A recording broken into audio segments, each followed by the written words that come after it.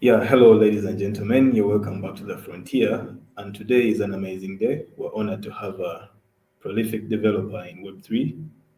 His name is Alvin Mutebi, and we'll be sharing about a concept that not so many people have had the opportunity to interface with, understanding the landscape of Web3 in Africa, and particularly in the context of a developer, and what opportunities exist for you if you're a developer and you're intending to come into Web3. So, yeah, it's going to be a wonderful discussion, and stay with us. You are welcome. Thank you very much. I'm happy to be here on the frontier. It's my first time here. I'm really excited. Okay, I've known so much about you being a developer and building a number of solutions in Web3. But particularly, I would love that you give us your understanding of Web3 and maybe a little background about the kinds of solutions you've built and what they've taught you about Web3. Okay, yeah. So I've really got a lot of experience building different solutions. I built applications that cut across from trading to just simulations to real-day solutions while consuming different technologies in the Web3 space. The very first time when I was getting to this section of development, that's Web3 and blockchain, it was really exciting and confusing at the very start and what we could achieve with these different technologies. For a period of time, we looked at solutions or applications being centralized, whereby they are controlled by central authorities. Where when you look at AWS hosting most of even some of the blockchains, so when such technology that's decentralized came into space, it gave power to the people, enabling them to be able to own what they have and own what they build. For example, payments.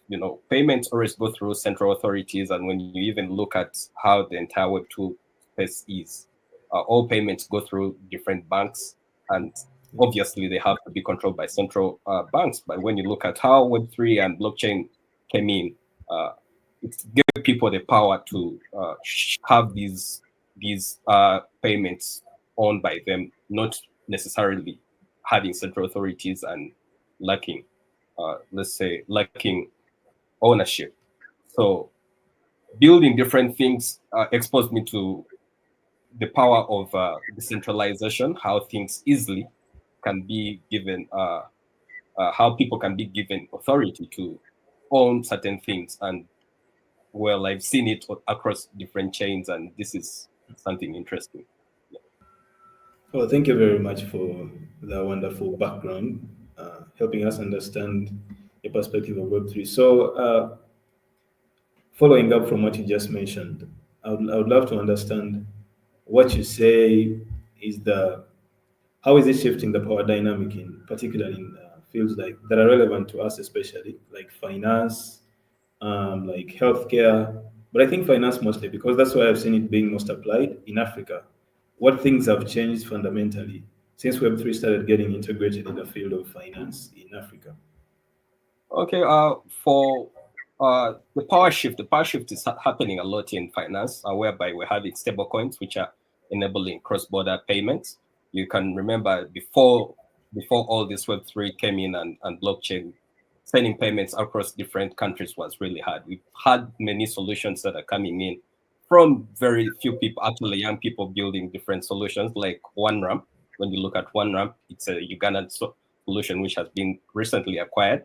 But when you see what they are able to achieve through this technology, they are sending payments to Ghana, they are sending payments to Nigeria, payments across Kenya, payments across Uganda in milliseconds. Yeah. So before you had to look at, I have to access a bank, I need to know the end user or the recipient's account, which district was it opened in or county, all this information was really, really, really lagging, and on top of that, the payments also took a day or two for those ETFs, and it was really stressful. So banks have realized, and most financial institutions have realized that for faster, secure transactions, they may have to incorporate blockchains into their systems. So, and besides that, these people are making these small solutions which are doing cross-border payments are basically marking up a lot of revenue in just small periods of time, because one, they're fast, second, they're secure, and and they're cross-border, because they're limitless. But for a bank, you have to know a certain other bank. You may need certain approvals for such a transaction. But now, for example, remittance is so easy to any country right now because of stablecoins. All these solutions are coming in. Well, that's very exciting. I think cross-border payments have been an issue, and still are in some way in different places for a number of reasons. Maybe because of adoption, and just to explore this concept even further. What's the regulatory framework in these different countries about payments being handled in a way that is decentralized and the central financial authorities are not involved in the payment processes? Doesn't it pose a risk for the innovators that are creating these products? Yeah, it causes a risk, but when you look at different countries, I don't know how Uganda is going to handle this. I remember there was uh, a suggestion for Uganda to create a regulatory sandbox for regulating cryptocurrencies. And we know right now in Uganda, cryptocurrencies they're kind of not allowed. So when you look at countries like Kenya, they are fostering innovation through creating avenues for innovators to come up and help in the regulation of digital assets, because this is the future. Yeah, there's a lot of money being made through these solutions. So I believe different countries like Nigeria, I remember there was an issue with Binance, Nigeria, Ghana, and Kenya. Kenya being one of the countries, I'm thinking they are really fostering all this because they're working in hand with the central bank to help in the regulation of digital assets. This is fostering more innovation. Yes, there are risks which are being mitigated by all these platforms or solutions, and coming to regulation with the central banks and different financial authorities. To think about it now, the truth is the risks are there. I mean, I don't know up to what degree, but the truth is that there might be risks that the innovators are really going to be faced with. So I imagine beyond the applications that you already mentioned, working in fintech, is there any other application you've interacted with that is implementing Web3 and has a real impact in Africa? Yes, there are different applications, because when we look at Web3 in general, it's not only solving financial issues. We are solving different problems in different sectors. So, for example, the applications being built here, when you look on the Celo blockchain or the Celo incubator programs, where people are solving issues when it comes to small businesses. Me personally, we built a simple application which was called CardWave, which was basically helping small businesses give back to their loyal clients by offering gift cards on the blockchain.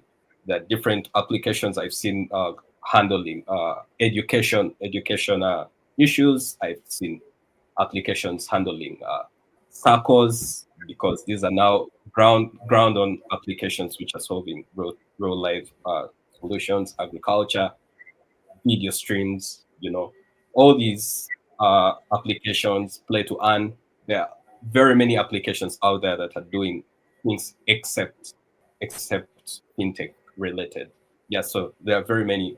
I believe you could, if at all you attend these blockchain dev fests, you could see a lot of demos like Orange hackathons, and also maybe you could also try looking into different incubator programs. Like there is a base incubator program. There are different solutions on there which are not necessarily fintech. Yeah, well, so would you say there is any untapped potential that if anyone was getting into Web3, particularly to leverage that untapped potential, they would have an opportunity there? Yes, there are very many opportunities, by the way, in the Web3 and blockchain space. One, don't only look at it as a developer centered sector. There are very many solutions. There are very many opportunities. So, for example, if you really want to be a developer, well, you could be a developer by learning different languages like Solidity, Rust. You could do Motoko if at all you're going to develop on ICP. You know, so apart from that, you could also be their blockchain data analysts, their community leaders. You know, the scope is so huge, like very, very huge. Community leaders are basically heading different communities. Okay, they are very DeFi strategists. They are building different, they're helping in liquidity provision. They're helping in coming up with liquidity provision strategies on different chains, Solana, maybe uh, Ethereum.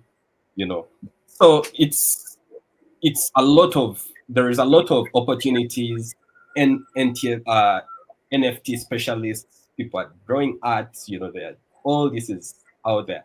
It's not only developers that can come in. Even UI UX designers are on there, because it's all starts with design. For certain times, it starts with design. So the the sector and the entire blockchain sector is huge. It's open to multiple roles, product managers, because one thing people should remember, that anything that does comes to Web3, it always started with Web2. So most of the things that are done in Web2, they are also done in Web3. Front-end designers are there, the back-end developers are there. So it's just huge. Don't limit yourself according to what you can do. Yeah, well, I think that puts it in a really huge context, and I don't think so many people have understood it in that context. That there's a number of careers. It's not just for developers, because I think most people really come into Web3 thinking it's a developer space or a trader space, especially. So, yeah, thank you very much for that. And what would you say is Africa's strength in this revolution? Because it really feels like it's a revolution. Like if you had something you were doing in Web 2, there's an alternative in Web 3, but only that it's decentralized. If you're doing something in Web 2, there's an alternative in Web 3, but only that it's transparent and secure. So, what potential, what strengths does Africa have uniquely to offer to the Web3 ecosystem that might be relevant either to Africa only or to the world in general, just by virtue of who we are? So when you look at Africa's population, and people have been talking about this for a period of time, statistics say we have one of the highest growing populations, meaning we have more youth in Africa that could potentially be of use as talent or workforce.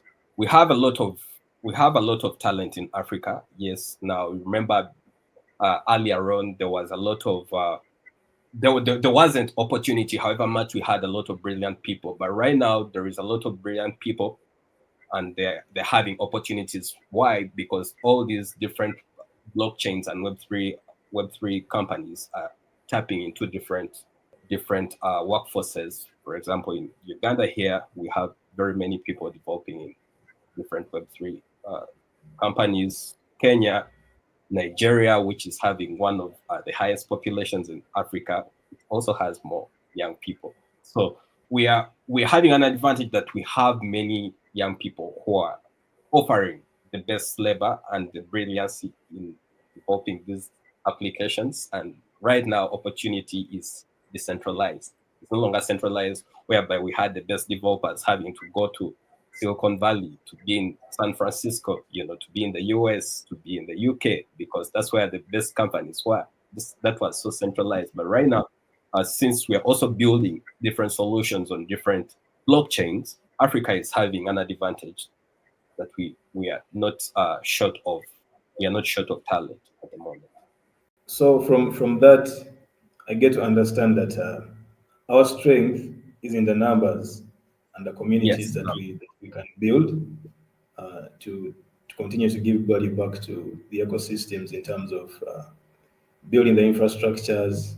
So, would you say at what level in this advancement of Web3 do we stand? Are we building infrastructure? Have we already built an infrastructure and are simply building applications of that infrastructure, applications on top of that infrastructure? We haven't built the infrastructure at the moment. This level we haven't, because when you look at the when you look at the funding needed to just start a simple blockchain, it may be easy. It may be easy when you're having a team of skilled people, but when it comes to infrastructure wise, it's kind of costly, and we Africans at the moment, much of the fact that most countries are relying on donor aid and all that, it's so hard for our incubators or our even different governments to foster building private blockchains or public blockchains. When it comes to that, we're offering talent, but we haven't started building the real infrastructure. The infrastructure is mostly decentralized, though it would be nice having blockchains originating from Africa, solving real African problems started by African founders. Even with the strengths that we already have, like you indicated earlier, are there any limitations that are preventing us from fully exploring the potential that we have in terms of offering value to the Web3 ecosystem? We have the numbers, yes. We have the best labor, yes. But are we fully utilizing it? Or is there something that is missing that we could improve upon as Africans for us to offer even more value to the Web3 ecosystem? When it comes to the challenges or limitations, it goes back to regulation. When it comes to regulation, this is actually the greatest hindrance to the development of these different infrastructures. Because one, most people or the people in certain institutions haven't taken even the time to understand these technologies. Okay, so that's why the banks who have invested in R&D, they're able to come up with their private blockchains at the moment, So if we don't have the regulations in place, people understanding the potential of these, you building a solution, you know, in Web3, it will be it will be attributed to scams, because scams came in. We can't deny that, and people are afraid of that. But we must sensitize different people and people in power that these solutions are not mostly about money. They could be more about security. Yeah. So without that regulation being a key, we may lag for a couple of years until we get to know the potential of these technologies. So that's the greatest hindrance I find. For communities, I know there are very many communities, Celo communities, Base community, Polkadot, Chainlink. There are very many communities trying to do the best for developers and young people to understand these different technologies. And matter of the fact, the young people really understand these technologies, but what's blocking them from being so out there and building better things and the adoption of these solutions is because one, the different governments don't understand this, and you could bring a solution to maybe to be regulated, and they'll be like, okay, this looks like a scam, however much it's not. So it's all about regulation. That's the great. Actually, it's the hindrance to all these developments. Essentially, it's the awareness of different people and people of influence actually about Yes. understanding how Web3 operates and the real power it can bring to their communities. Okay, so that begs the question then: if the people that have influence do not adopt these technologies, is there a possibility that our future could be doomed as people that are having all the hope in Web3 and thinking of it as the next stage in our evolution as society? Uh, I wouldn't say I wouldn't say we are doomed. We are not doomed because technology evolves. From Web 1 to Web 2 to Web 3 right now. It has been an evolution of technology, and you can see the computers used to deem more powerful than anything on the planet, and not the ones you look at right now. People were using Pentium 4s, and they were feeling like this was, uh, the best thing out there. So as time goes on, I believe even as developers, we developers and community managers, as we push for, as we build more, people realize there is a leap in technology, and it will be unavoidable at a certain point, because this is the way. Because you won't tell me a central bank next to you has a digital currency, and you, oh, they're planning to build a digital currency, and you, a neighbor, you're not even thinking of anything.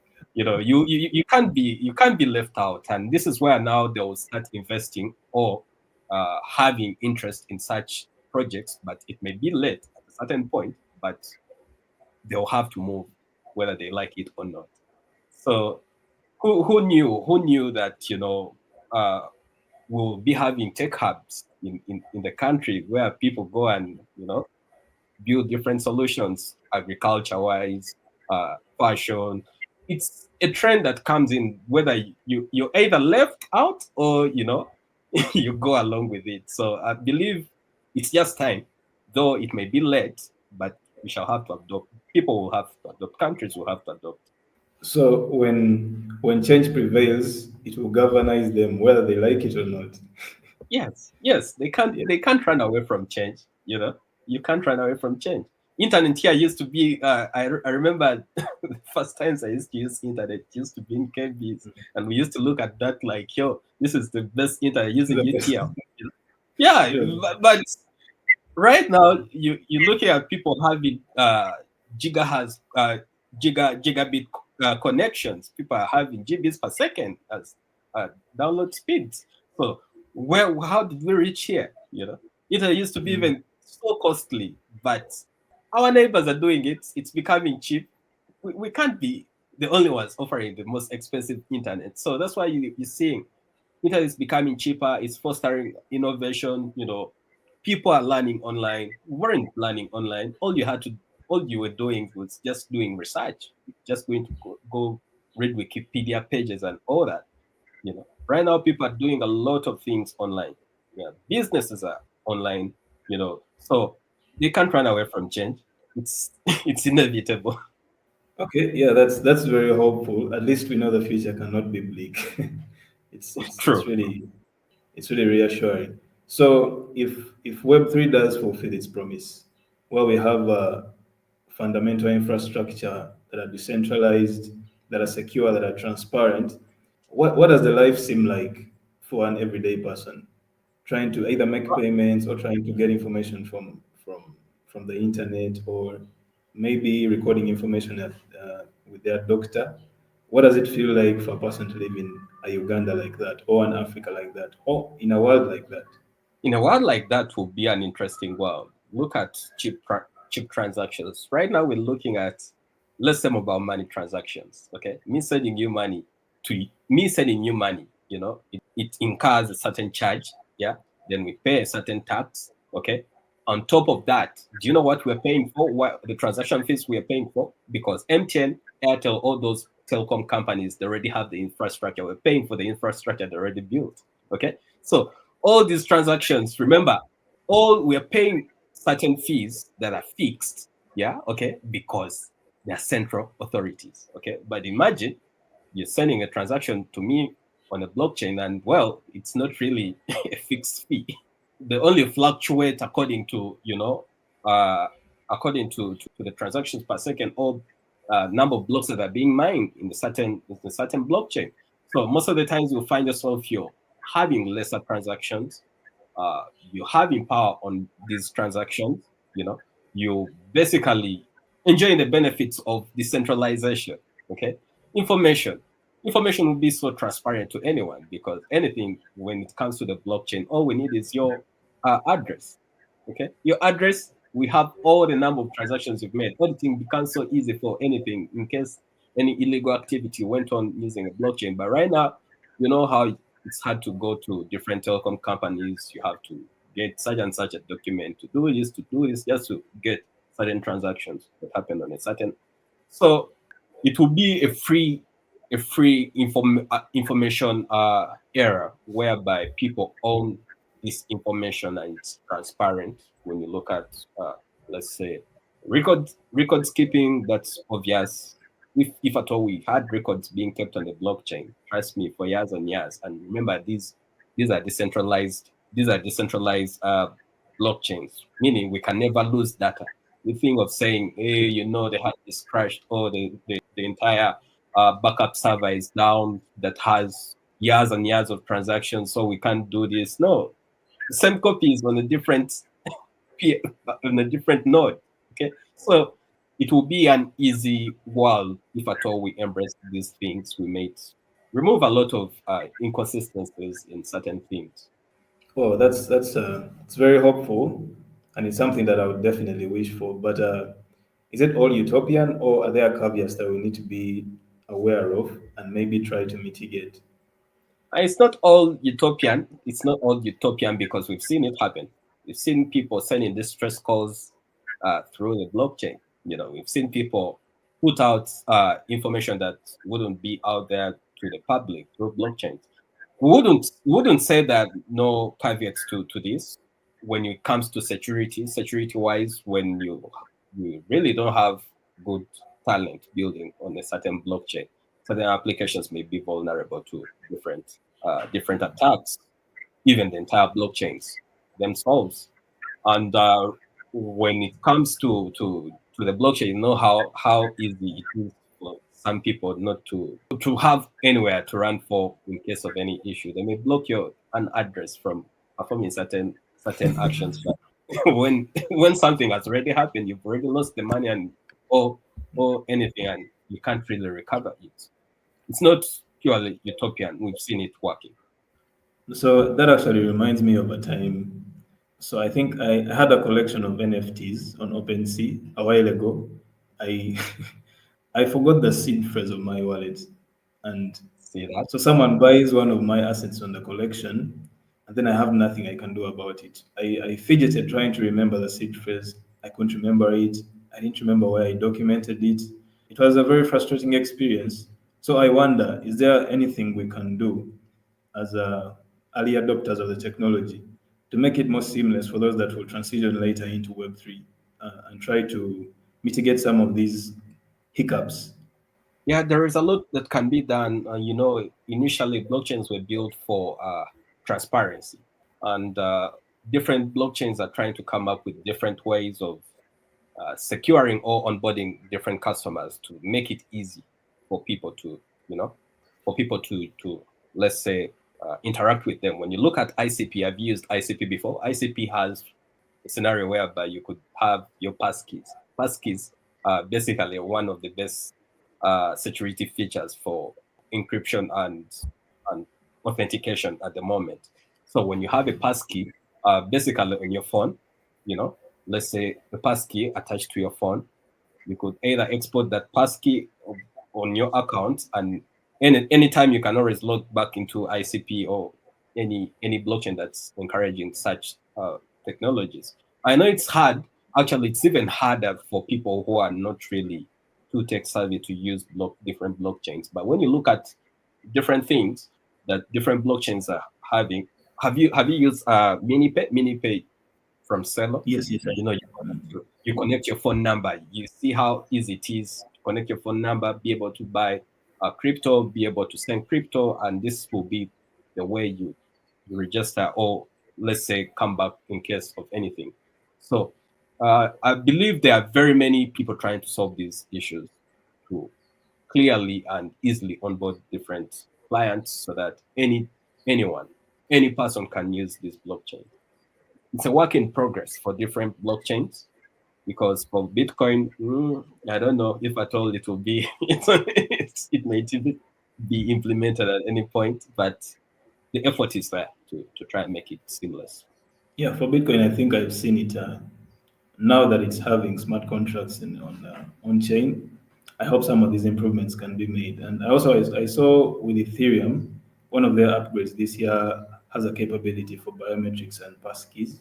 I don't know if it's already in mainnet, but yeah, I think that will be very great progress to enable people to come in. And I would like you to paint a picture for us. If I was coming into Web3 and all these limitations exist, of course, some of them are trying to be removed with the technologies like you've been mentioning, passkeys. It really makes it seamless. You no longer have to worry about losing your seed phrase. It's really much easier. So if I was coming in, maybe I have loads of money and I want to see where to invest the money.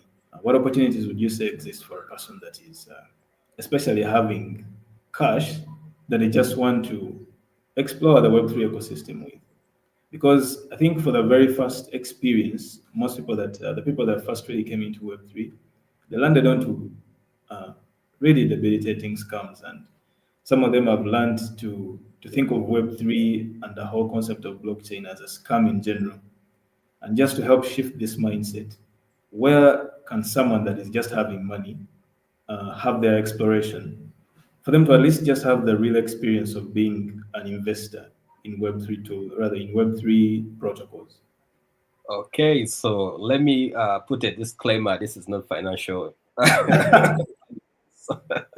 But Yeah, one true, true. uh, yeah, one thing I believe, personally, I believe, and what I've tried out and works is liquidity provision. Yeah, liquidity provision. You could staking for upcoming blockchains that you've done research on. Remember, always do research. But liquidity provision for someone who has money, you come with your millions of dollars or thousands of dollars. Liquidity provision is less risky. If I told you providing liquidity to tokens, most of for stable tokens, they may be having good APYs. I'll advise anyone to sit there and watch the magic happen because it's straightforward. It's straightforward. Your APY will be always there. The returns won't really fluctuate differently. That's what I would tell someone with money who is trying to come into the Web3 space. But I wouldn't advise people to come in to go into trading. Trading require it's trading is it's a profession. People take years to master this. People have different tools. People have teams. I've seen a team of over 50 people just doing trading. I've actually built trading bots for different people. So, and I've seen the number of people who are trying to support the traders. So, you know, it's risky. There is a lot of risky stuff, but I believe liquidity provision after you've done research, liquidity provision for stable coins which are pegged to a dollar or to any other currency, let's say to a euro, because here a dollar, the equivalent of the dollar is the equivalent of your token. So that's what I would say. Okay, that's wonderful insight. At least it puts perspective in the play. How about for a developer or content creator or anyone that has a skill that they would love to explore Web3 with? Well, according to what you really wish to do with the blockchain, I believe, or Web3, I believe there are different communities targeting different skills. When you look at, remember the NFT era? You remember that NFT era?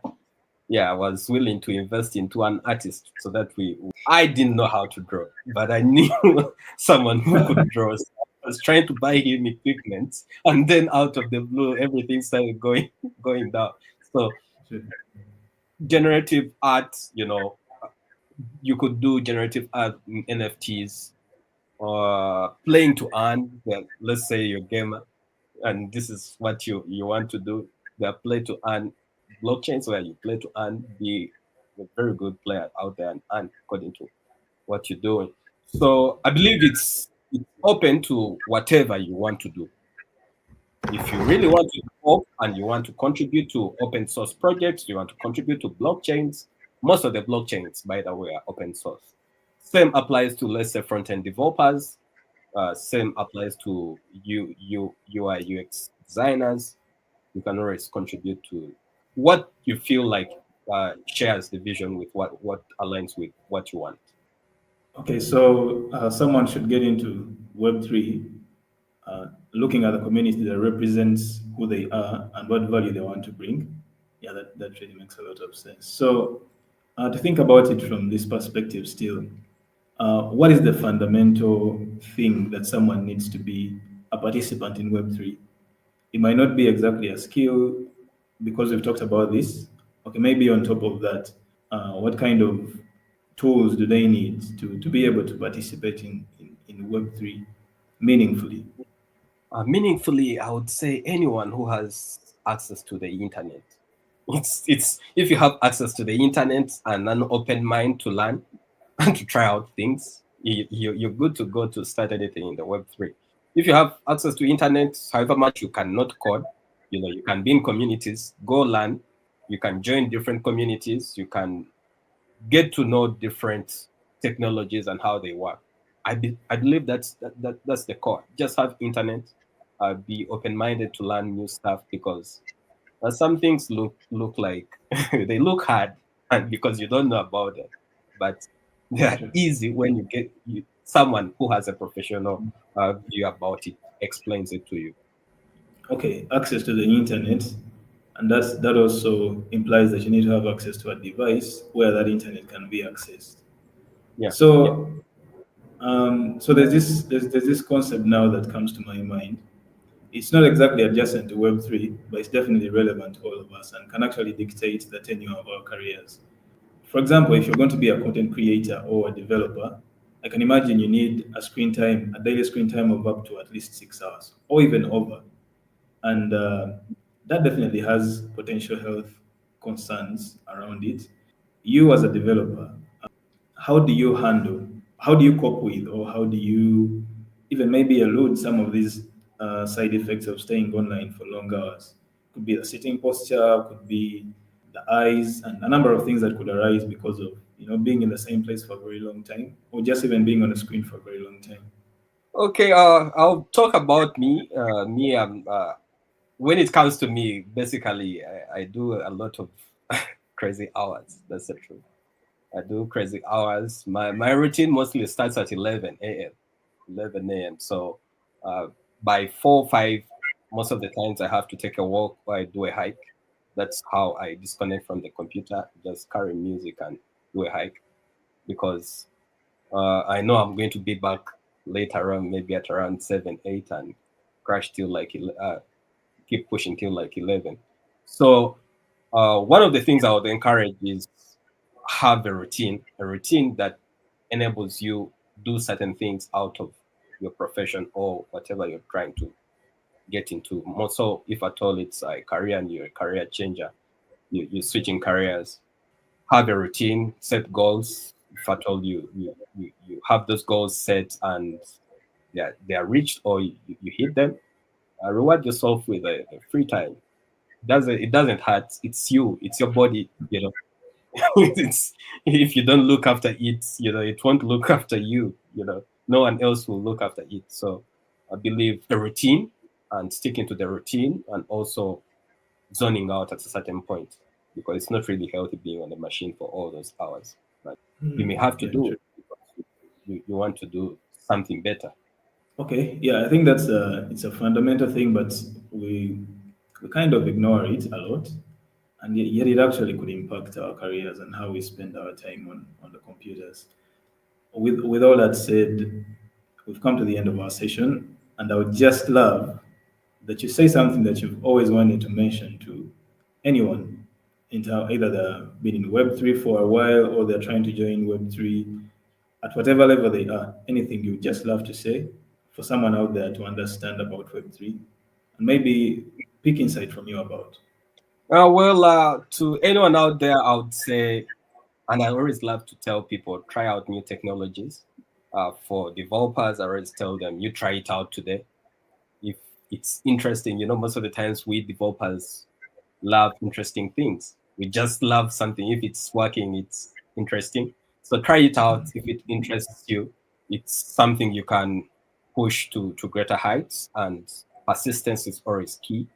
When you persist on doing whatever you up to, let it be anything else, let it be any sport, let it be any other kind of work, trust me, you won't go unrewarded. That's all I would say to developers. And please try out, and keep building. Well, thank you very much. It's been an amazing session having you today, Alvin. And Thank you very yeah, much.